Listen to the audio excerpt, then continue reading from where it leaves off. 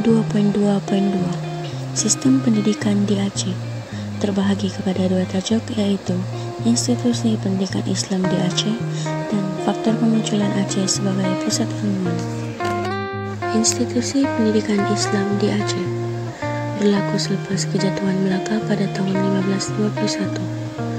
Aceh mengambil alih peranan sebagai pusat perdagangan, pusat pengajian agama yang utama di Nusantara.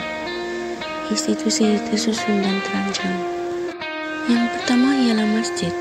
Masjid dijadikan pusat pendidikan dan pusat kegiatan umat Islam. Pusat pendidikan menengah pertama dan dinaik taraf menjadi pusat pendidikan tinggi, yaitu Masjid Baitur Rahman. Yang kedua ialah madrasah atau madrasah, institusi pendidikan awal di setiap kampung.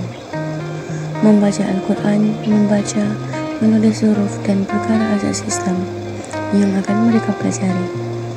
Ilmu fardu ain seperti rukun iman, rukun Islam, fikah, ibadat dan akhlak. Pelajar dilatih bernasyid dan berselawat pada setiap malam Jumat. Kanak-kanak yang khatam diajar beberapa kitab dalam bahasa Jawa dan Aceh, seperti kitab Perukunan dan Risalah Masail Al-Mu'tadin. Seterusnya ialah Jamiah Baitur Rahman, merupakan institusi pendidikan tertinggi atau universiti, ditubuhkan oleh Sultan Iskandar Muda Mahkota Alam dari tahun 1607 hingga 1636. Seterusnya ialah Daya, pendidikan secara umum dan khusus. Bahasa penata adalah bahasa Arab.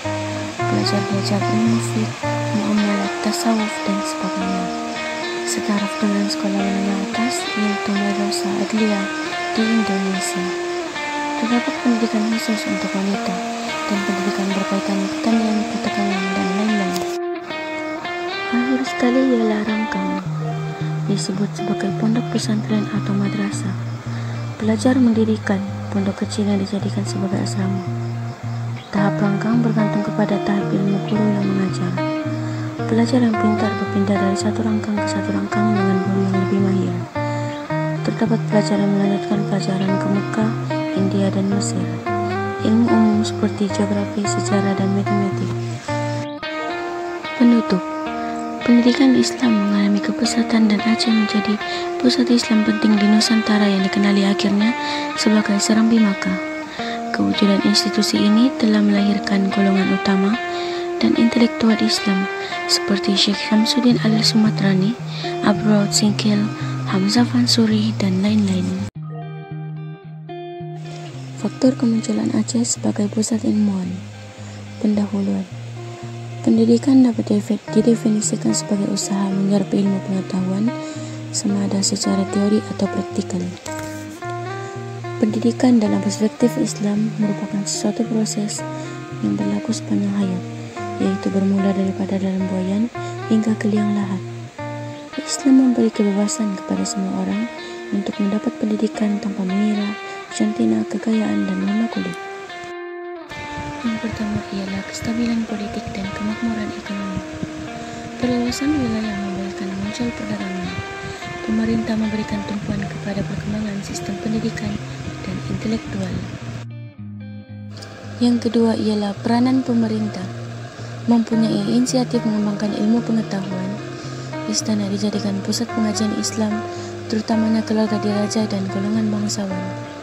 Memberi galakan dalam bidang intelektual Islam seperti menubuhkan balai kadang yang dianggotai para ulama. Sultan yang terkenal ialah Sultan Iskandar Muda Mahkota Alam dan Sultan Iskandar Thani. Seterusnya, peranan ulama luar. Syekh Abdul Qadir Nuruddin Al-Raniri banyak membantu perkembangan pendidikan dan intelektual di Aceh.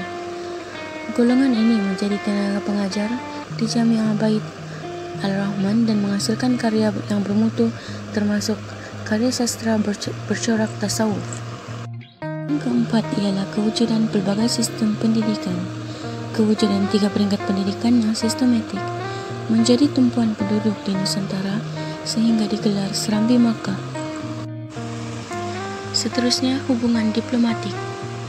Kemasukan kitab agama dan para ulama. Kemudahan perlindungan kepada para ulama luar yang menetap di Aceh seperti Muhammad Al-Yamani.